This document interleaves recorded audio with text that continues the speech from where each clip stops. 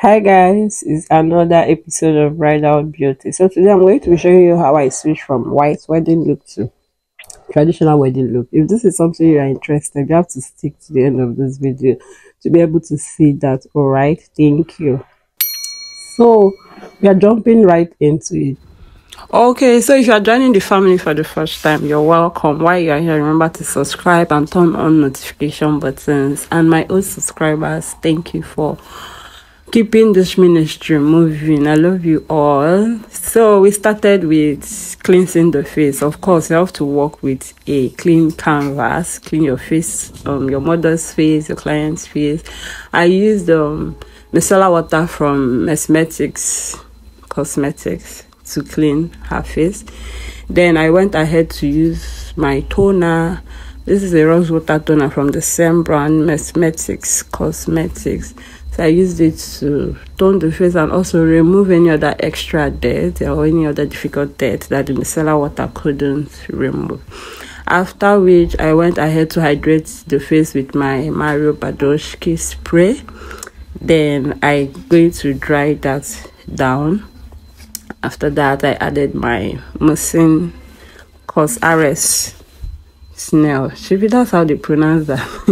Anyway, this is just to add more hydration to the face as well. So I'm going to gently massage or spread or blend all over the face. Sometimes I use my hands to do this, but on this day I think I decided to use brush to do everything. I don't know why I did that, but so anyways, I dried down again.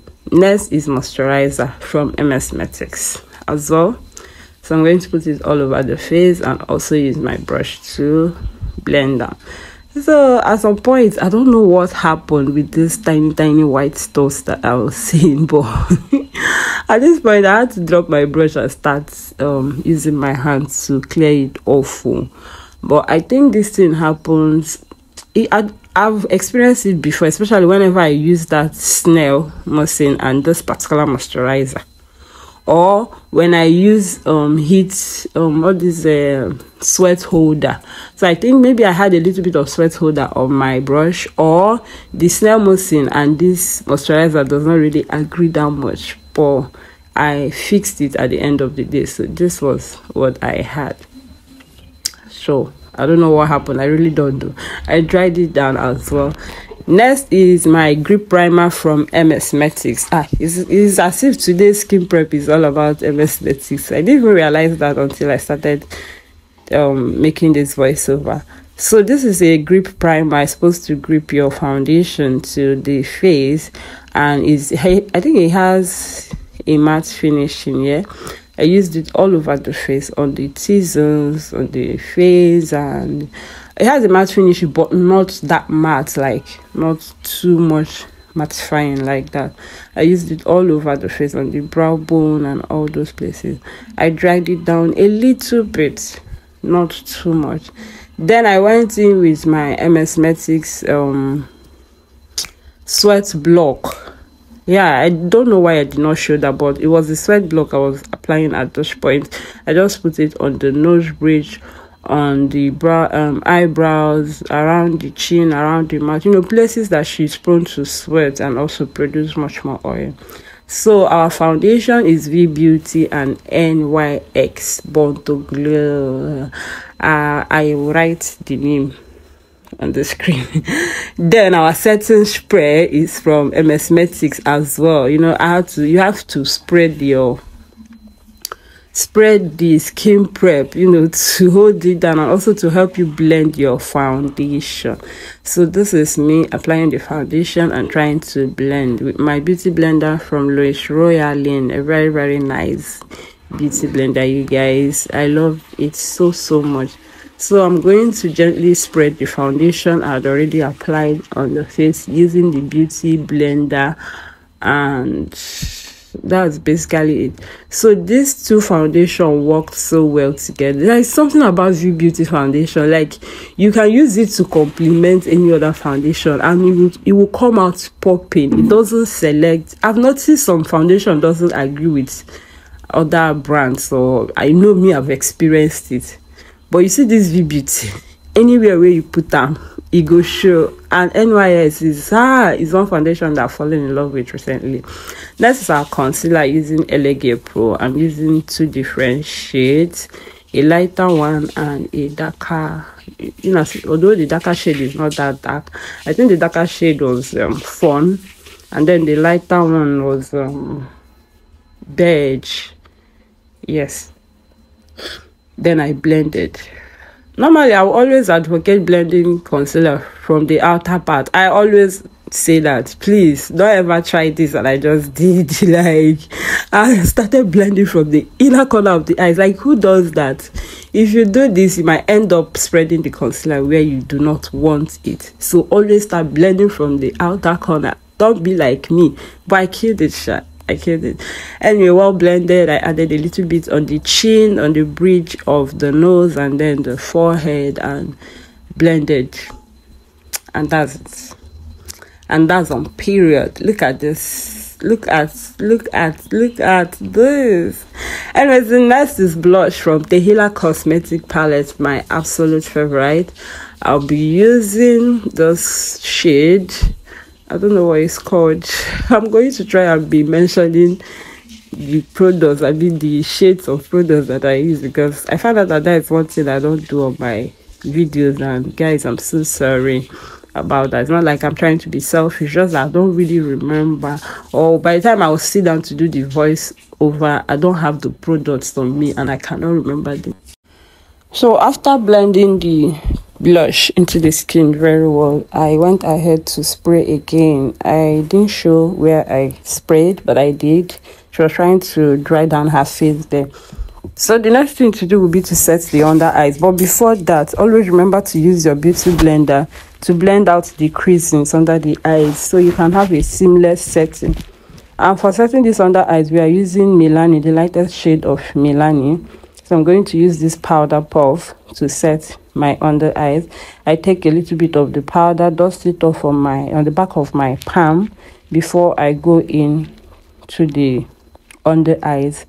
So I'm going to gently set the under eyes until I am satisfied, until it's well set, until it's no longer wet or tacky, until it's dried out.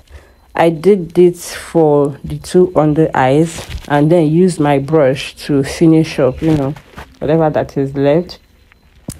With the same powder as well, I set the bridge of the nose and the forehead. You know, that's the places that I used concealer on. I make sure to set them with this lighter shade of powder. And the next thing I did is to now set the whole face using this devalas cosmetic or devalas makeup. Their powder palette is very dope as well. So powder palette these days are like lifesavers. Like, you have everything you need in one palette, and it doesn't consume a lot of space, and it also gives you that very nice finishing that you're looking for. Okay, so I used it to set the whole face. I also used it to contour. I used 2 shades darker than her skin tone to contour the oh god, what is it called, the cheekbone. And then I used the one shade lighter to contour the nose bridge on the side of the nose. So her nose contour wasn't that difficult, because even without the contour, you can already see the nose that it has already been highlighted. So I just followed her natural nose structure, more like trying to intensify her nose structure already, and it came out looking nice. So the next thing will be to bake. This is Flawless Ivy Loose Setting Powder in translucent shade. I used it to bake. Baking is one process I don't skip unless I'm in a hurry. But if I want that body look, I must bake. So I used it under the eyes. You know, when you are baking, you have to pack a lot of products this time around, unlike when you are just trying to set, you know. So I baked the under eyes, and then I did my reverse contour. Very, very important. If you want your makeup to look professional, always do that reverse contour. You cannot do without it. So this setting this baking will also help with the fallouts from the eyeshadow, so that it doesn't stain your makeup. It's easier to dust off when you have a lot of baking powder or setting powder under the eyes. So I already did one of the eyes, and then we're going to go ahead and do the other one. One problem I always have is light shower. Like, because I think when I did this other eyes, the NEPA was gone. Anyways, I started this particular eyeshadow palette. I don't know the name. I think it's Gunflower or something. I cannot remember, but it's just a random palette. I use yellow for the inner corner of the eyes, and then the lid as well. And then I used orange as my transition color. So it was a combination of yellow, orange, and brown. I just basically placed the eyeshadow. I kept on placing until I was satisfied. Then I used the brown at the outer corner of the eyes. I'm going to, just like I'm doing now, I blended into the yellow and into the orange. That way nobody is seeing the transition, or nobody is seeing where the yellow is stopping and what the brown is starting. You know, blend both of them together so that when they are looking, they are seeing different colors, but they are not understanding how are they seamlessly blended into each other. Okay, so that's this thing. So this is the outcome of the eyeshadow, but I added black later on. I did not show that. I don't know why I did not show that, guys. I'm so sorry. So I just used black at the outer corner of the eyes to add more definition, because I felt like the eyes was just too light, or it was just there. So but that dark shade I added, I think it was a game changer for the eyeshadow. Here I was using this charcoal pencil from Julie Diamond to tight line her eyes, and also I used it to also line the water line, thereby making the eyes pop, and her lenses were now like, whoa. Okay, it's lips time, blessing time. This is Becham Ageless Cosmetics lip palette. That was what I used to outline the lip and also to do the inner corner. Here I was using a brown shade from this particular palette to gently outline. So when I'm outlining for her, she already has a full lips. There was no need trying to overdraw her lips. So I just basically followed her natural lip lining and then did my outlining, so that we don't end up giving her an even bigger lips. You don't need that. So it's not all the lips that you need to overline or overdraw. You guys should bear this in mind, Biko, so that people will not be looking like than we were. Oh my god, sorry, I'm not supposed to say that. Anyways, we are back. Brown for the outer corner, orange for the inner side of the lips, and then I later topped it up with peach, you know, to make it brighter. I think I used peach. I later went in with white as well. Just pay attention to see. So with the peach came the brightness. Like, I really loved the outcome, and I added white, a little bit of white here and there to add to the brightness as well. And that's basically it. So the next thing to do is to dust off, you know, the setting powder that is all over the face. So while doing this, you can just use your normal brush, or you can go ahead and use powder, a lighter shade of powder, to help with the skin tone, or to add a little bit of color if you're looking for brightness, or if you are looking to tone down as well. So I used the powder palette, a lighter shade, to dust off, or to kind of press in. It's not necessarily like dusting off. You're pressing the setting powder into the skin and also adding a little bit of color as well. So at this point, my mother was feeling herself, you know. Anyways, the next thing to do is the brows. So I did not do a detailed brows per se, but I did only one. Then I have brow videos on my page. You guys can watch and see how I do my brows. But for the sake of this video, my brushes, my flat brushes, they are from Julie Diamond, and then my gel liner is kerite gel liner. Basically, that's what I use to achieve this very, very beautiful looking brows. I'm basically just making strokes, you know, to fill up the face, natural looking strokes as I usually do, and that's basically it though. I didn't do much. So after this, the next thing I'm going to do is to go ahead and conceal the brows that have been done already. So here I had done the two brows, and then this is me trying to conceal. So after concealing, I went ahead to blend out the concealed area, and then used my powder to, you know, finish off the blending, or to blend everything together. I always use powder wherever I use concealer. Anyway, back to the makeup. The next thing we are doing is to highlight the cheekbone, you know, to put bling bling all over the face so that she will start glowing. You know, this part is like my favorite thing to do in makeup. So I used that tehila palette, after which I used another pigment in shade Candy Beauty line pigment, I think, in shade Pearl, yeah, to add all this blink all over the face. That's basically it for this makeup. I think at this point I was already done. I went ahead to use my setting spray.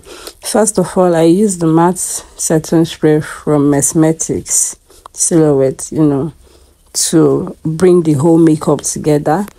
Then I went ahead to use another spray from devalas Cosmetics. One thing with this particular spray is that it leaves your makeup looking glassy. Like, it wasn't a dewy makeup, it was a matte. It gives a matte finishing, but the matte finishing all is looking glassy as well. I love the spray, and I can't even wait to restock them again. Here is the finished look for this white wedding.